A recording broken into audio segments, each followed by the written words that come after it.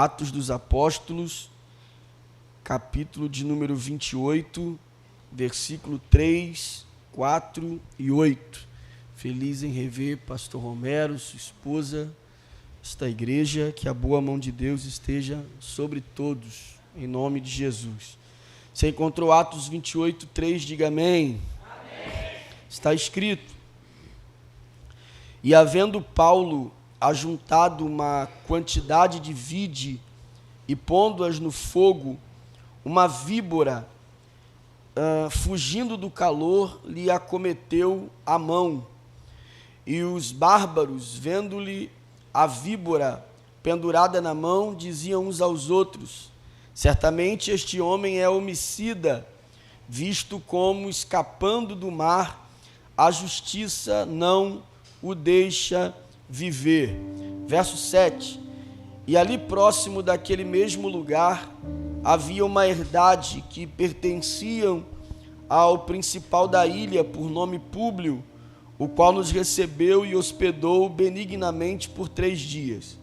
E aconteceu estar de cama, enfermo de febre e disenteria, o pai de Públio, que Paulo foi ver, e havendo orado, pôs as mãos sobre ele e o curou. E você diz amém. Amém. Meus irmãos, o livro de Atos dos Apóstolos nada mais é do que o modelo que nós temos concernente à igreja cristã. Nós temos aqui a igreja que chamamos geralmente de igreja primitiva, ou a igreja do primeiro século, que iniciou ali a sua responsabilidade de dar continuidade àquilo que Jesus começou a fazer.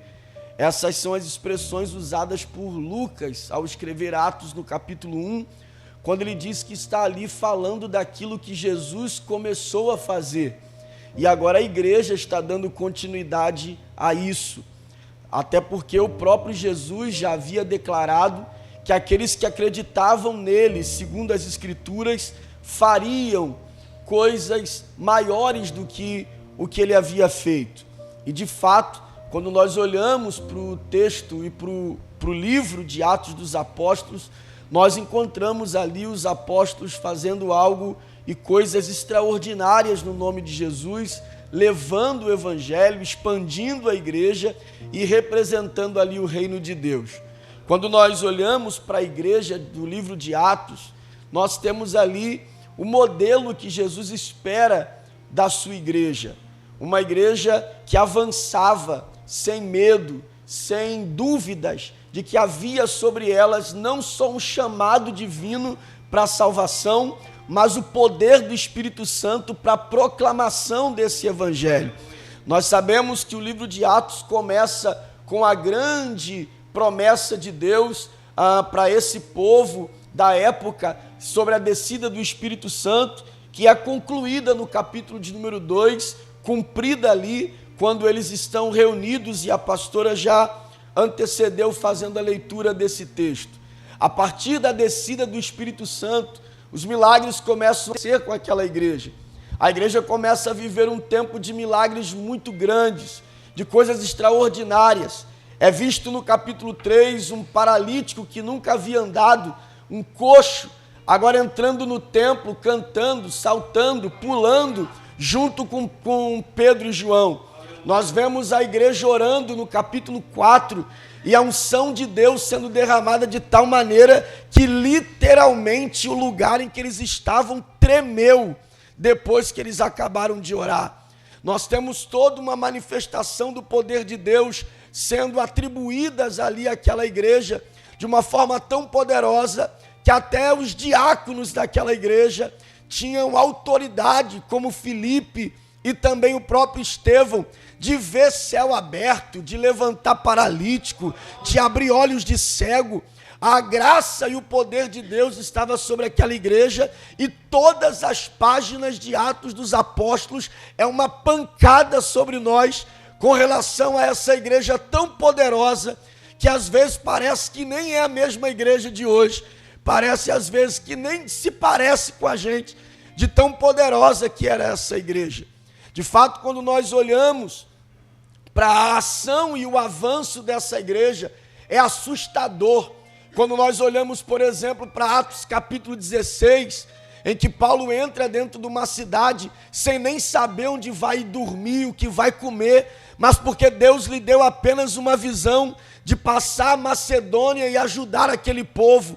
E ele ir sem saber onde vai dormir, sem saber o que vai comer, sem saber o que vai encontrar, e só porque Deus lhe deu uma visão, ele chega até aquele lugar. Lá Lídia se converte ao Evangelho, o carcereiro se converte ao Evangelho, a menina do espírito de adivinhação é liberta, a cidade é transformada pelo poder de Deus, porque a prisão treme sem derrubar a prisão, sem soltar os presos, mas manifestando o poder de Deus naquele lugar. A ação de Deus na vida desses homens. O que dizer de Pedro entrando em Jope, entrando no quarto daquela mulher chamada Dorcas, que o povo acreditava tanto na unção daquele homem, que depois daquela mulher morrer, eles não vão procurar a funerária, eles ficam sabendo que Pedro está ali. Ele diz: não, antes de enterrar ela, vamos chamar o homem de Deus. Quem sabe Deus não usa ele para levantar a mulher e não deu outra. Deus usou a vida de Pedro para ressuscitar a vida daquela mulher. Esse poder dado a essa igreja não foi retido a esta igreja, é um poder também liberado a nós nesse tempo. O Espírito de Deus não mudou, não foi enterrado com Pedro, não foi enterrado com Paulo, não foi enterrado com João, não foi enterrado com nenhum dos apóstolos, nem dos discípulos. Ele permanece liberado à igreja. O que é interessante perceber é que essa igreja tão poderosa nos seus feitos, tão ungida na proclamação do Evangelho, tinha uma característica ainda mais peculiar do que tudo isso, que era a resistência. Essa igreja era uma igreja resistente. Quando você lê os textos bíblicos, você percebe que essa igreja vive entre prodígios e pancadas. É o tempo todo. Ou eles estão fazendo milagre, ou eles estão apanhando. Ou eles estão operando milagre, ou estão presos. Ou eles estão operando milagre, ou estão descendo num cesto para não ser morto. Ou eles estão operando milagre, ou estão na prisão perto até a cabeça degolada. É uma igreja que vive entre prodígios e pancadas. E provavelmente, por causa das pancadas, se aumentavam os prodígios, porque eles não desistiam na primeira pancada, eles não resistiam na primeira vez que eram açoitados de alguma maneira. Pelo contrário, eu nunca vi isso, mas quando você lê as Escrituras, você vê um homem saindo feliz por ter apanhado, você vê um homem dando um culto e ações de graça porque quase morreu. Você vê um homem dormindo numa prisão, sabendo que está encomendada a morte para outro dia, mas tranquilo, porque sabe a quem pertence e para onde ele está indo. Talvez a gente não viva tantos prodígios, porque não somos tão resistentes a pancadas. Nós queremos este poder que nos leva aos prodígios. E parece que esse é um poder diferente do que nos faz suportar as pancadas. Ninguém sai da igreja por causa de um milagre que recebeu. Pelo contrário, alguns só estão nela por causa disso. Mas nós saímos da igreja por causa de pancadas. Ninguém diz: olha, acabei de receber um grande milagre, vou desviar. Olha, acabei de ser muito usado por Deus, vou embora. Deus acabou de me tomar em profecia, fui renovado, agora eu vou desviar. Ninguém faz isso. Geralmente se afastam, se desviam, se vão para longe de Deus depois de uma pancada. E a gente vai olhando a Bíblia Sagrada e percebendo que se a gente é crente, vai ter que aprender a lidar com pancada. E uma hora ou outra, você está vivendo um milagre e logo depois dele ele pode esperar uma pancada. Mas se você está vivendo uma pancada e está resistindo, pode esperar que venha um milagre. Não tem jeito, a balança do evangelho é assim. Se está debaixo de luta, se prepara porque vem um grande milagre por aí. E se está vivendo um grande milagre, aguenta as costas porque vem uma pancada por aí. Mas em todas estas coisas, somos mais do que vencedores por aquele que nos amou primeiro. Então eu queria aproveitar esta oportunidade para te fazer lembrar de uma igreja que vive entre pancadas e milagres. E ela está no livro de Atos. Se você der uma olhada no capítulo de número 27, o capítulo 27 é o capítulo da pancada, em que Paulo está dentro do barco. Ele está caminhando na direção de Roma. E é interessante perceber que quando ele está indo na direção de Roma, o texto vai dizer que ele chega a conversar com o capitão e dizer para o capitão daquela embarcação: é melhor a gente não ir hoje. O tempo está estranho, Deus falou comigo, mas eles não querem ouvir Paulo. E Paulo é só um prisioneiro dentro daquele barco. O texto diz então que eles começam a caminhar, começam a navegar ali pelas águas daquele lugar. E aí você já conhece o texto, estou resumindo: um euroaquilhão, um pé de vento muito forte, toma aquela embarcação.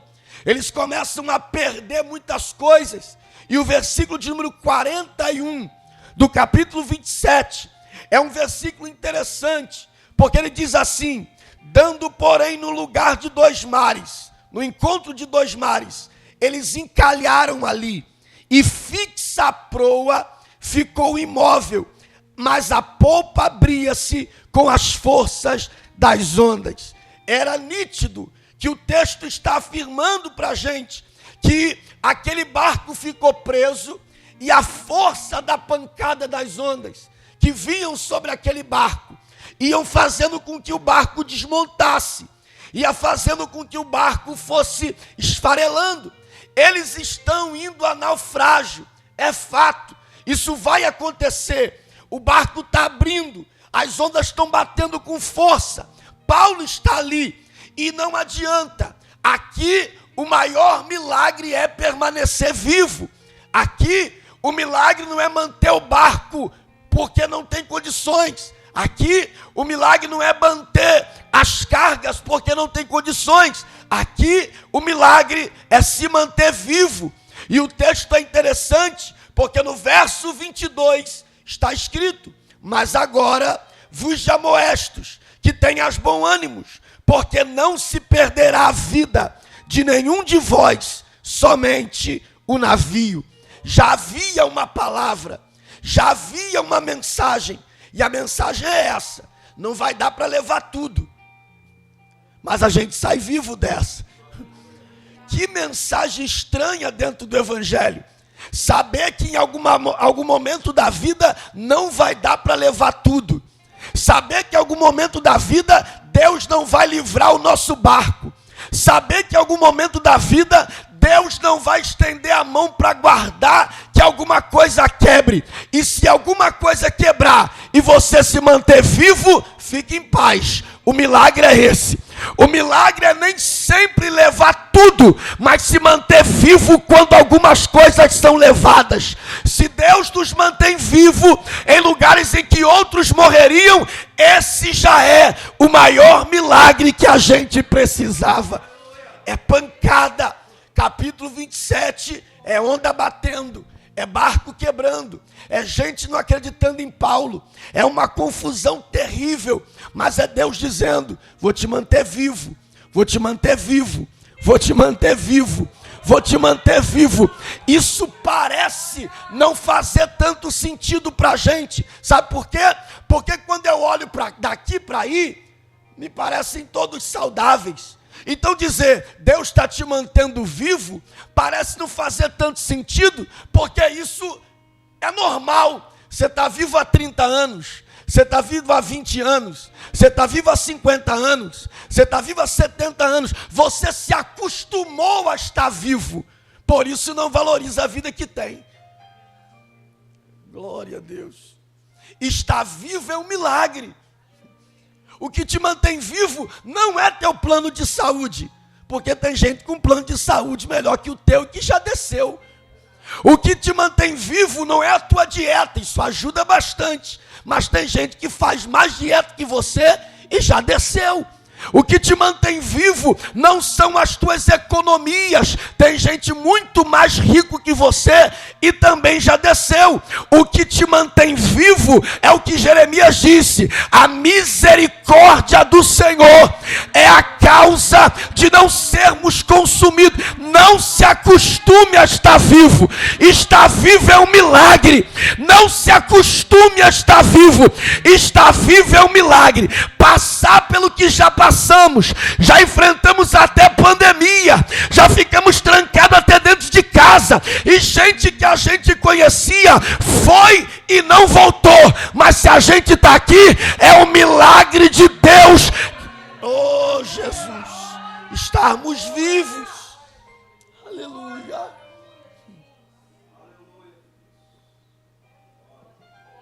Não se acostume a estar vivo, irmão. Estar vivo é um milagre. Todo dia que se acorda é um milagre. E a gente precisa olhar isso como um milagre. Jesus fala sobre isso. Eu sei que as pancadas da vida, ela vem para roubar de nós o verdadeiro milagre que carregamos. Jesus sabia disso. Quando os discípulos vão conversar com eles em Mateus capítulo 6, eles estão completamente ansiosos. Eles estão ansiosos por coisas. Eles estão desesperados, sabendo o que a gente vai ganhar para te servir, onde a gente vai morar, o que a gente vai comer, o que a gente vai vestir. Eles estão completamente ansiosos por coisas. E as pancadas da vida, ela vem para roubar de nós o verdadeiro sentido do milagre. Na falta de coisas, a gente acaba esquecendo que permanece vivo sem tê-las. Glória a Deus.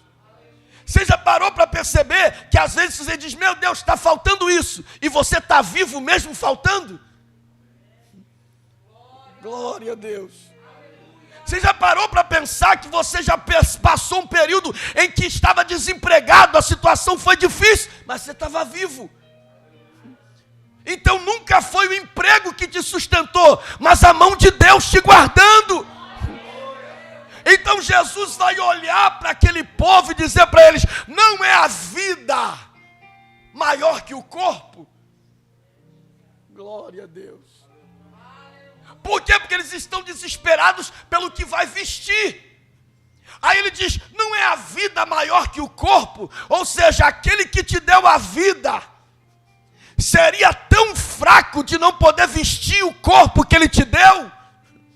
Então ele diz: pare de ser ansioso, aguenta firme as pancadas e buscai primeiro o reino dos céus e a sua justiça, e todas estas coisas vos serão acrescentadas. É pancada. Só que todas as vezes, repito, que você sofre uma pancada na vida, independente da área que essa pancada vem, ela não vem porque está interessada nesta área específica. Exemplo, você não é atacado na saúde porque o diabo quer a tua saúde. O que ele vai fazer com isso?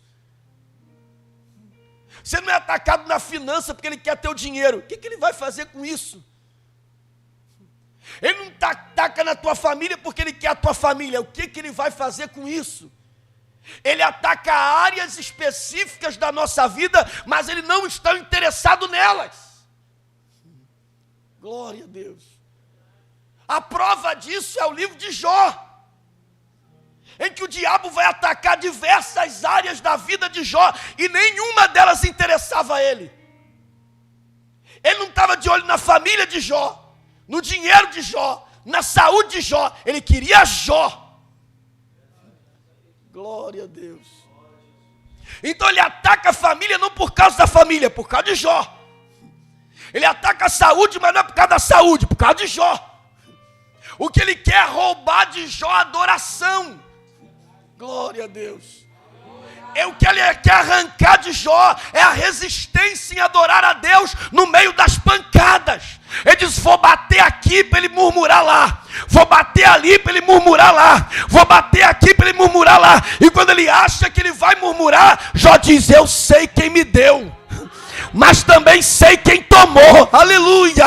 Vai bater aonde quiser, eu sei que eu cheguei nu aqui, vou voltar nu para lá, mas em todas estas coisas, bendito seja o nome do Senhor. Se eu posso lhe dar um conselho esta noite, pela palavra de Deus, se preocupe com a sua adoração. Porque tudo o que a gente recebe de pancada ao redor é só de olho nisso. Glória a Deus. No mundo espiritual não vale quanto você ganha, vale quanto você entrega a Deus. No mundo espiritual não vale quanta saúde você tem, mas quanto você se entrega a Deus. O diabo não está de olho em nada disso que você tem ao redor, ele quer o que está aqui dentro. Glória a Deus. É por isso que você vai ver Jó enterrando o filho, você vai ver Jó cansado, você vai ver Jó enfermo, você vai ver Jó triste, você vai ver Jó desempregado, você vai ver Jó pobre, mas você não vê Jó desviado. Oh, glória a Deus. Porque diz: isso aqui tu não rouba, isso aqui tu não tira de mim. Eu sei que está querendo tirar de mim, e o que tu quer querendo tirar de mim, tu não vai conseguir. Tu pode atacar A, usar B, falar com C. Eu sei que o meu Redentor está vivo. Oh, aleluia!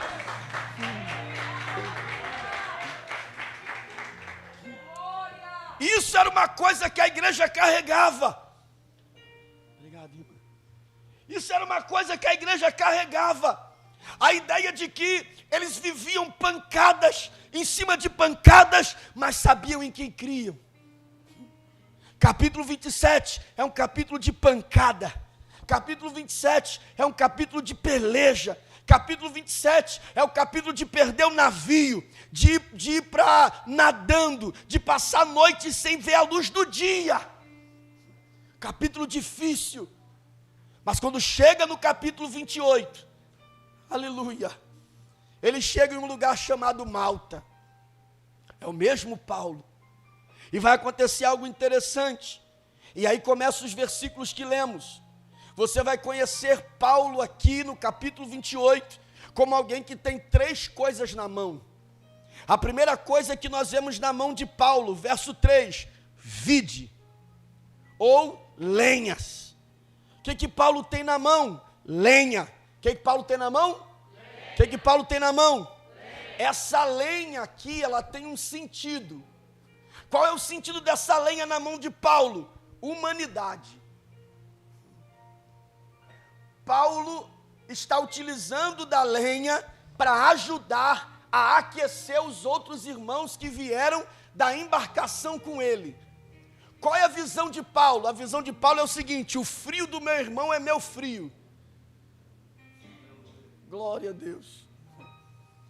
Paulo está querendo fazer com que os outros sejam tão aquecidos quanto eles. E ele não começou isso. Pelo contrário, ele está dando continuidade. Quem começou foram os bárbaros. E aqui a gente tem uma lição importante no texto.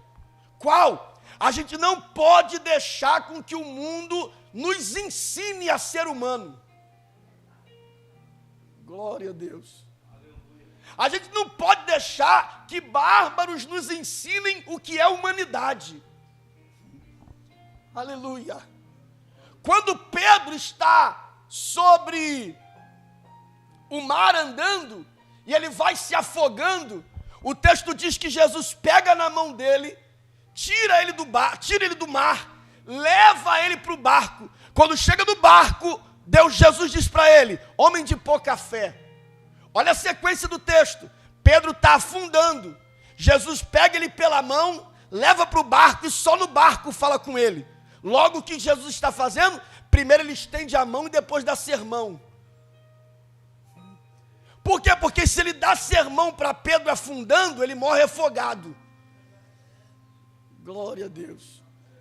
Então primeiro ele estende a mão para tirar Pedro do perigo. Quando ele está no lugar seguro, agora tu vai escutar, tu tem pouca fé. Glória a Deus. A gente quer dar sermão para a gente que está se afogando. A gente quer dar sermão para a gente que veio de um desastre. Paulo não está procurando saber, e os bárbaros também não. Os bárbaros não querem saber por que o navio quebrou.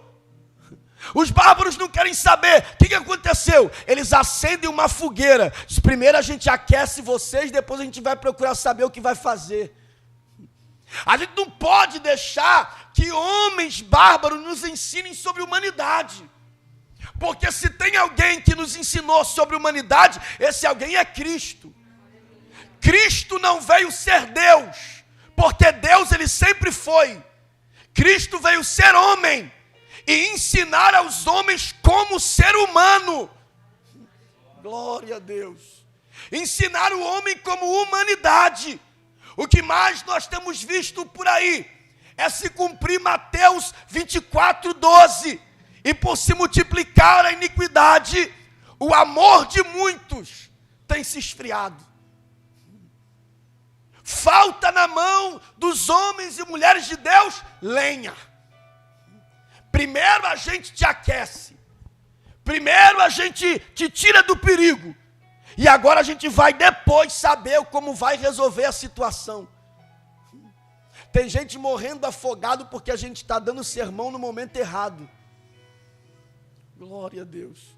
Tem gente morrendo de hipotermia, porque em vez da gente acender uma fogueira, a gente quer saber o que aconteceu no barco. Glória a Deus. Só que Paulo está entendendo a necessidade de carregar lenha.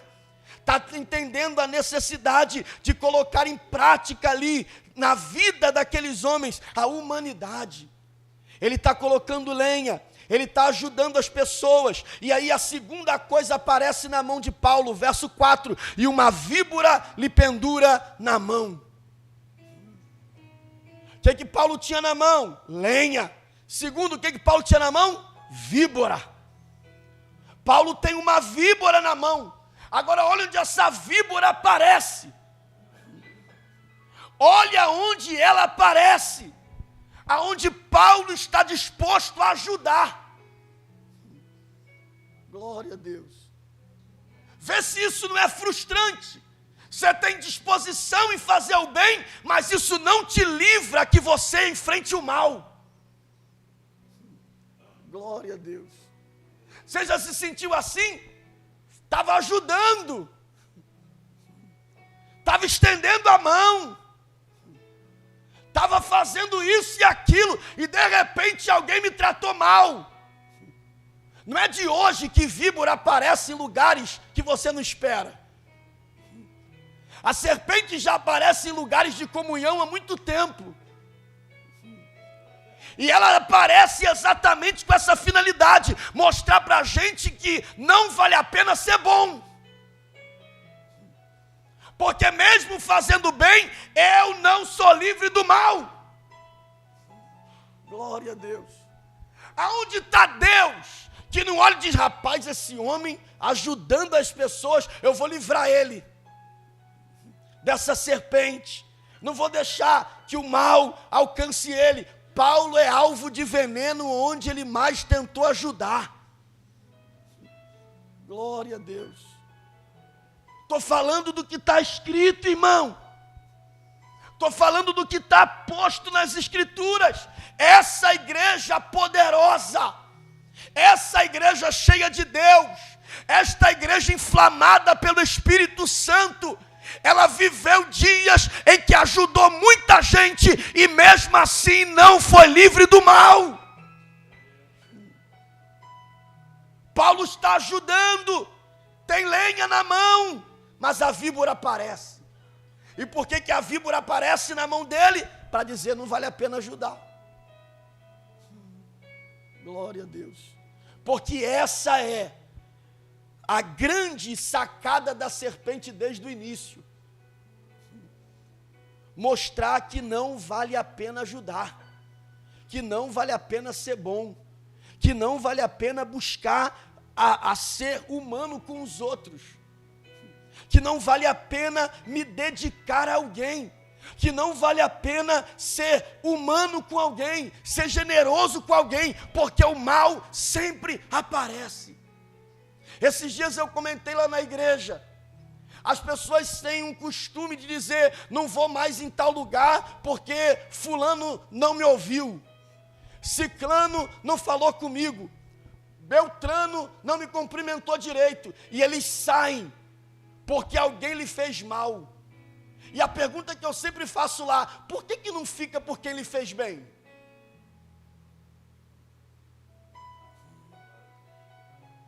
Por que não pesa na balança e pensa assim, não, fulano me distratou, fulano não foi legal comigo, fulano me decepcionou, mas ciclano sempre orou por mim, ciclano sempre me ajudou. A gente sempre dá mais ibope ao mal, a gente sempre dá mais ibope ao veneno, e essa é a proposta da serpente, que a gente dê ibope ao veneno e largue a lenha. Só que Paulo faz o contrário, quando ele percebe que a serpente está na mão dele, ele não solta a lenha, ele solta a serpente. Oh, glória a Deus! Quando ele percebe que a serpente agarra a mão dele, ele não vai soltar a lenha, ele vai sacudir a serpente.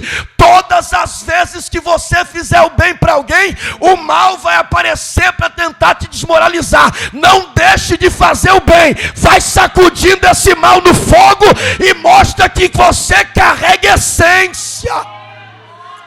Oh, glória a Deus! O que Paulo tem na mão? Lenha. O que Paulo tem na mão? Víbora. O que Paulo tem na mão? Verso 8. Poder. E o texto diz, e ele pôs as mãos sobre o pai de Públio e o curou. Oh, glória a Deus. Que mão é essa? A mesma que tinha lenha. Que mão é essa? A mesma que foi envenenada. Aleluia. Você percebe como essa igreja é resistente? Ela vai enfrentando um monte de coisa e no final a mão dela está curando. No final a mão dela está levantando alguém. No final a mão dela está abençoando alguém. No final a mão dela está sendo útil para alguém. E detalhe, você conhece o texto. Está escrito no texto que tinha gente esperando o resultado do veneno. Glória a Deus.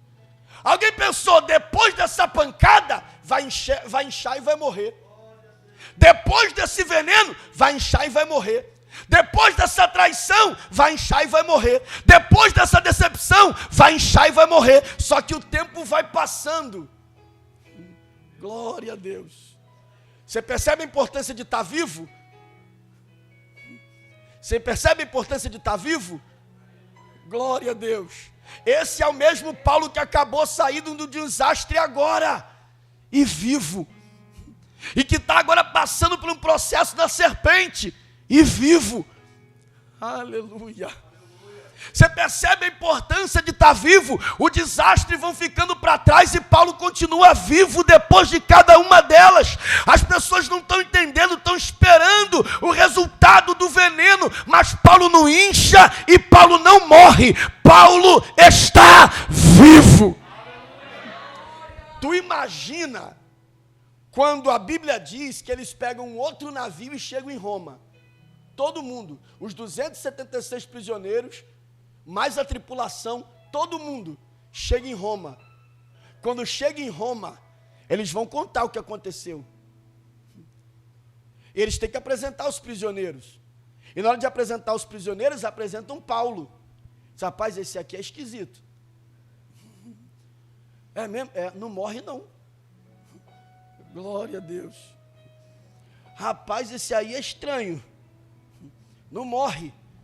Você imagina os inimigos de Paulo. Você imagina aqueles que estavam jejuando. Você lembra do texto de Atos que tinha um povo jejuando, que diziam que não iam deixar de jejuar enquanto Paulo não morresse? Estão jejuando até hoje. Glória a Deus. Fizeram propósito, votos, um monte de armadilha, e o camarada saía de todas elas. Aleluia. Você imagina alguém contando, rapaz, você não sabe o que aconteceu, o vento pegou o barco, e Paulo, vivo. Rapaz, você não sabe o que aconteceu, o barco quebrou, e Paulo, vivo. Rapaz, você não sabe o que aconteceu, ficamos 15 dias sem comer nada, e Paulo, vivo.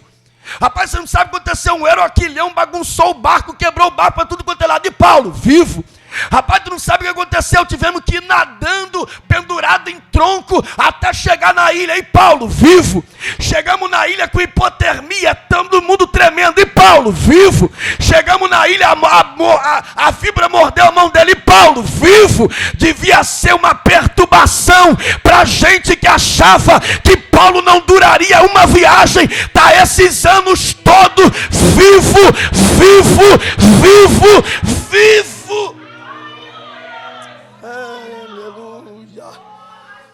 Aleluia, aleluia.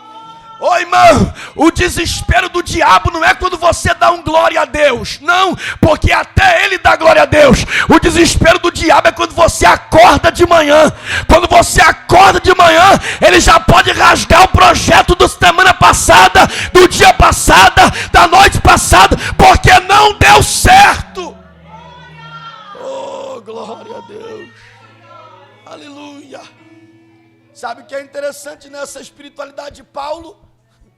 O texto diz, aleluia, que essa mão do veneno não é a mão que vai envenenar.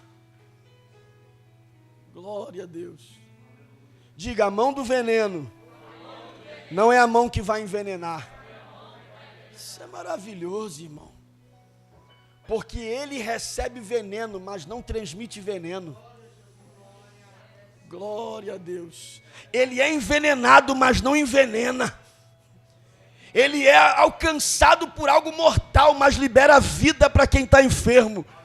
O que Paulo carrega na mão é algo tão poderoso que ele não produz veneno aonde o envenenaram. Ele estava envenenado pela serpente e alguém pensou, não vai suportar. Além de suportar, está vivo, está crente e sendo usado por Deus para levantar alguém.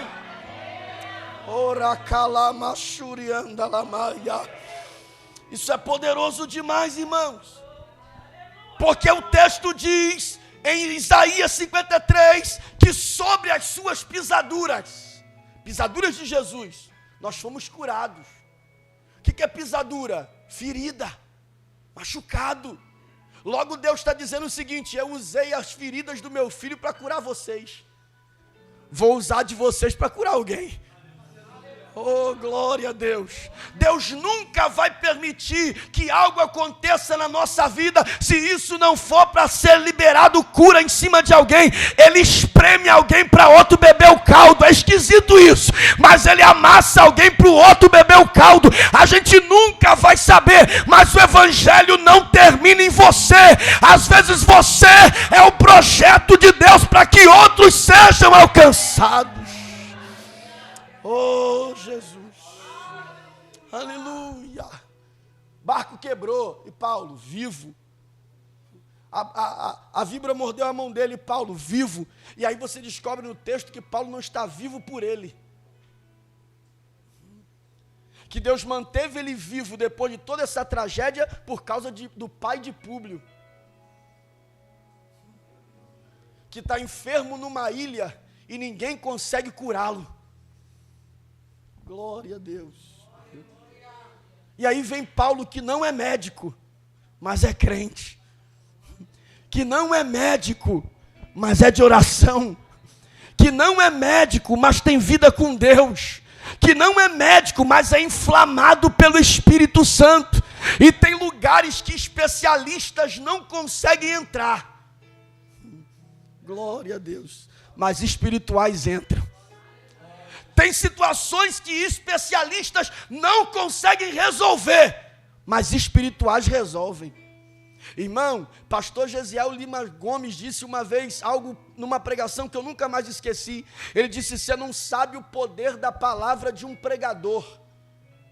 E quando ele dizia isso, dizia a igreja de forma geral. Você não sabe o poder da palavra de alguém que tem uma vida com Deus. A palavra de alguém que tem vida com Deus muda a vida de um filho que há 20 anos a mãe tenta e não consegue. Glória a Deus. A palavra de alguém espiritual muda a vida de alguém afundada dentro das drogas, que centro de recuperação não conseguiu, que ONG não conseguiu, que lugar nenhum conseguiu. Aí ele entra numa igreja onde não tem ninguém formado, ninguém é sociólogo, ninguém é psicólogo, ninguém é assistente social, mas de vez em quando sobe um monte, de vez em quando faz um jejum, de vez em quando está em vigília, de vez em quando está em oração, às vezes falando até errado, mas cheio da presença de Deus. E aí, meu irmão, nesse lugar qualquer coisa se torna possível.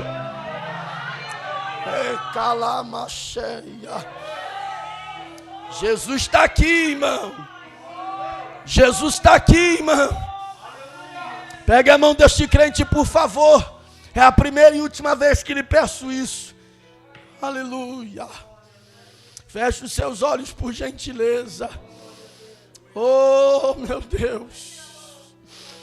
Oh, Jesus. Oh, Espírito Santo.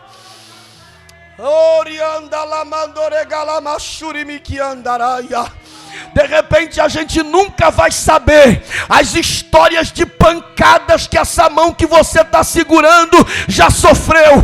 De repente você nunca vai saber quantas vezes a víbora apertou a mão desse alguém. De repente você nunca vai saber quantas vezes essa mão que você está segurando foi envenenada.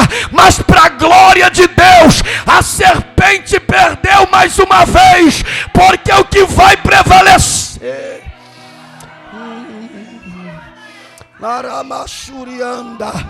Diga para alguém do teu lado, segurando a mão dele: Deus vai usar a tua mão para curar alguém. Diga: Deus vai usar a tua mão para libertar alguém. Deus vai usar a tua mão para prosperar alguém. Deus vai usar a tua mão para libertar. Deus vai usar a tua mão.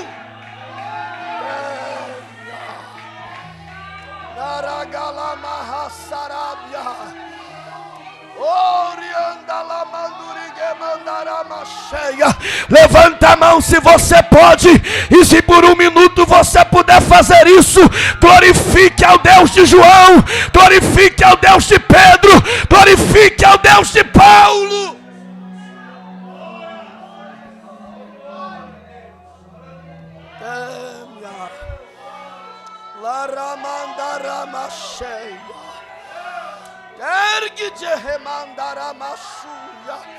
Eu não sei quantos anos nós temos mais, Leandro. Eu não sei quantos anos nós temos mais, pastor. Mas o quanto tempo que nos resta, que a nossa mão seja a mão para abençoar, para libertar, para salvar alguém.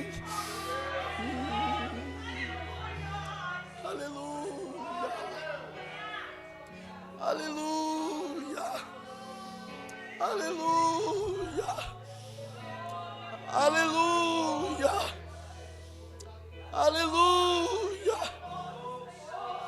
aleluia, aleluia, aleluia. Quando nós olhamos para as Escrituras, nós percebemos o quanto o poder de Deus nos torna resistentes. Aleluia. A ponto de alguém olhar e dizer: pregando de novo, aleluia, cantando de novo, mas tu é muito bobo mesmo. Olha o que fulano já fez, olha o que ciclano já fez, ajudando de novo, fazendo de novo, criando de novo, abrindo oportunidade de novo usando essa mão, de novo, é a mesma mão. A mesma mão que já machucaram, a mesma mão que já furaram, a mesma mão que já envenenaram. O veneno que me mandaram não é o veneno que eu vou produzir. Eu sou instrumento de cura. Oh, Jesus. Aleluia. Aleluia. E quando nós olhamos para essa igreja, irmão, essa igreja aqui, quando nós olhamos para essa palavra, Você não precisa ler nenhum outro livro. Se você ler o livro de Atos, você não tem autoridade para desistir. Glória a Deus. Porque se você olhar para os evangelhos, você vai dizer, Jesus, né? Jesus. Não tem como a gente chegar perto dele. Não tem como. Mas Paulo era homem. João era homem. Pedro era homem. Tiago era homem. E eles não desistiram nem diante da morte. Escute o que eu vou dizer. Nós temos uma grande parcela dessa geração que tem a bondade como moeda de troca. Glória a Deus.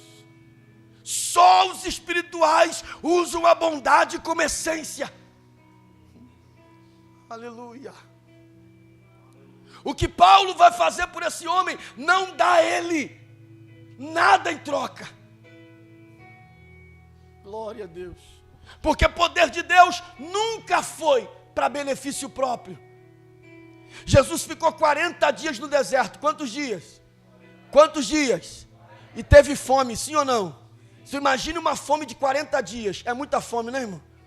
É muita fome. O diabo diz, transforma a pedra em pão aí. Ele podia transformar sim ou não? Mas preferiu ter fome. Vai para João capítulo 6. Jesus está 3 dias no deserto com a multidão. Quantos dias? Quantos dias? 3. Sabe o que ele pergunta para os discípulos? Tem alguma coisa para eles comerem? Eles estão com fome. São 3 dias que eles estão aqui comigo já, estão com fome. Tipo, não tem nada não, só 5 pães e 2 peixinhos. Então vamos transformar isso aí. Ele está há 40 dias com fome, mas não transforma o pão para ele. Glória a Deus. A multidão está 3 dias com fome e ele multiplica para todo mundo. Porque o evangelho não é sobre a mim, é sobre nós.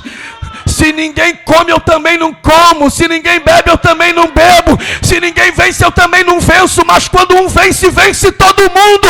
Não é sobre um pão na mão do diabo, é sobre um cesto na mão de Jesus. Oh, meu Deus. Aleluia. Aleluia. Quando Paulo termina de operar um milagre na vida de Públio, ele vai entrar no navio. E quem entra com ele? Todos. Glória a Deus. Porque não é sobre um navio para Paulo. É sobre uma embarcação para todos.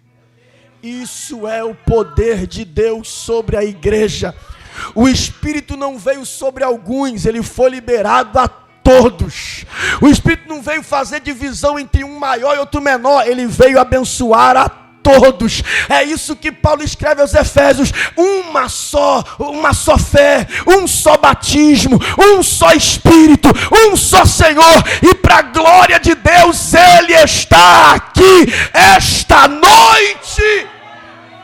Quando você olhar para esse livro, você não vai achar o direito de desistir. E por quê? Porque se você ler Atos 14, você vai Paulo pregando depois de ser apedrejado. Se você ler Atos 16, você vê Paulo cantando depois de ser preso. Quando você vai para Atos 28, você vê Paulo curando depois de ser ferido. Glória a Deus. Se Paulo conseguiu pregar depois de ser apedrejado, cantar depois de ser preso e curar depois de ser ferido, você não pode deixar de dar glória porque aconteceu um probleminha. Glória a Deus, você não pode fazer isso. Você precisa dizer: eu sei em quem eu tenho crido. Você precisa dizer: ele tem o poder na minha vida. Você precisa dizer: eu tenho um dono, eu não ando sozinho, eu não estou sozinho, eu não estou por acaso, eu estou dentro de um projeto de Deus e eu vou chegar onde ele quer que eu chegue, porque ele já projetou isso.